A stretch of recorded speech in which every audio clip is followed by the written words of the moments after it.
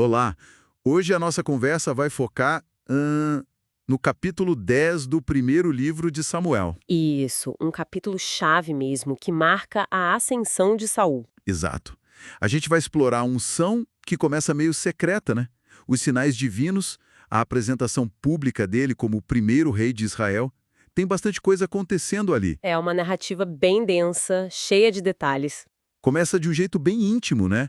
Samuel unge Saul, ele derrama óleo na cabeça dele. Um ato super simbólico, né? O óleo separava a pessoa para um propósito divino. Era um chamado mesmo. Sim, e para não deixar dúvida, para confirmar essa escolha, Samuel prevê 3 coisas bem específicas que iam acontecer com Saul naquele dia. Quais eram mesmo? Lembro que eram sinais bem claros. Isso. Primeiro, ele encontraria 2 homens perto do túmulo de Raquel, com notícias das jumentas que ele procurava. Ah, sim, as jumentas perdidas do pai dele. Exato. Depois, 3 homens no carvalho de Tabor, oferecendo pão para ele. E por último, um grupo de profetas em Gibeá. E a promessa final era que o Espírito do Senhor viria sobre ele com poder, né? E isso, ele seria mudado em outra pessoa. Uma transformação profunda ali prometida. E o mais impressionante é que acontece tudo muito rápido, né? Exatamente como Samuel falou. Pois é. Ele encontra os homens, recebe o pão, e quando chega perto dos profetas em Gibeá, o texto diz que o Espírito de Deus vem sobre ele, aí ele começa a profetizar junto com o grupo. O que devia ser bem estranho para o pessoal que conhecia ele, né? Totalmente. Tanto que surge aquele ditado, Saul também está entre os profetas, porque, sim, não era o esperado dele, sabe? Entendi. E esse profetizar era tipo prever o futuro ou algo mais? Olha, aqui provavelmente indica mais um estado de êxtase religioso, sabe? Uma manifestação bem visível da ação de Deus, não necessariamente predições. É uma ação poderosa do Espírito. Interessante.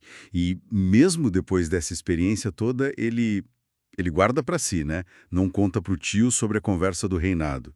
Uma descrição curiosa. É verdade. Mostra talvez um lado dele, né? Uma certa cautela. Bom, essa foi a parte, digamos, privada. Mas aí tem a confirmação pública. Em Mispá, né?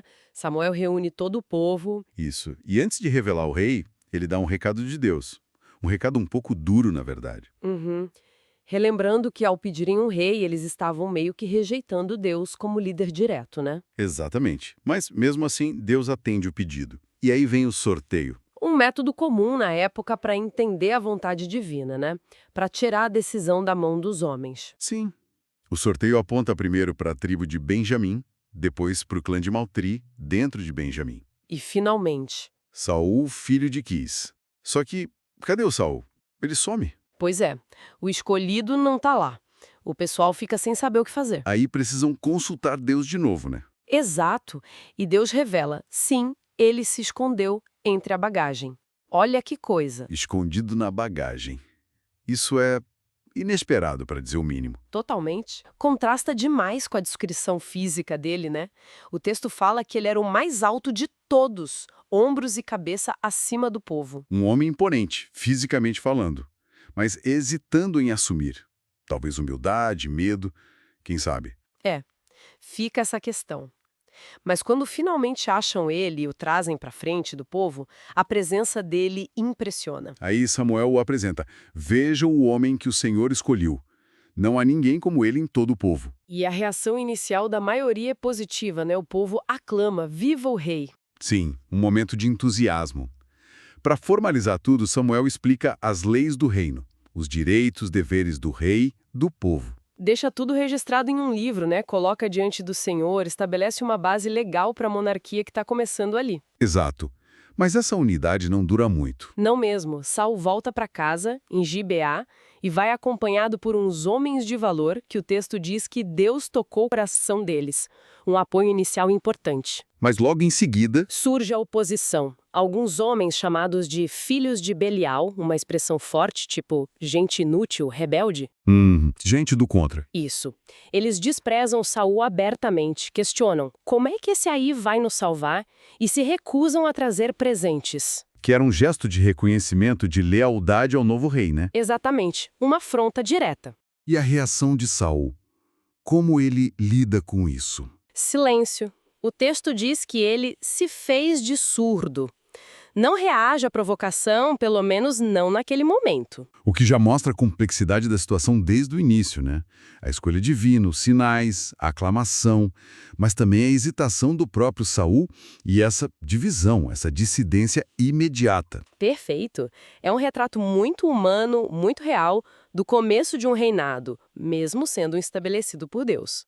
Esse capítulo realmente condensa tudo isso de forma muito rica. Sim, a unção privada, a confirmação que vem de forma sobrenatural, a escolha pública que quase não acontece pela relutância dele. E a divisão de opiniões que aparece logo de cara. Exato. A tensão entre o que Deus quer e como as pessoas respondem, aceitando, hesitando ou rejeitando, tá ali desde o primeiro minuto. Mostra que liderança, mesmo com o selo divino, não está livre dos desafios humanos, políticos. De jeito nenhum. E fica essa reflexão, né? Essa relutância do Saul, ele se escondendo, e essa oposição que ele já enfrenta logo de cara. O que isso pode sugerir sobre liderança, sobre os desafios que vêm junto, mesmo quando o chamado parece ser divino? É uma ótima pergunta para a gente pensar. Será que essa hesitação, essa contestação, são partes quase que inevitáveis do processo, mesmo para quem é escolhido? Fica aí a questão.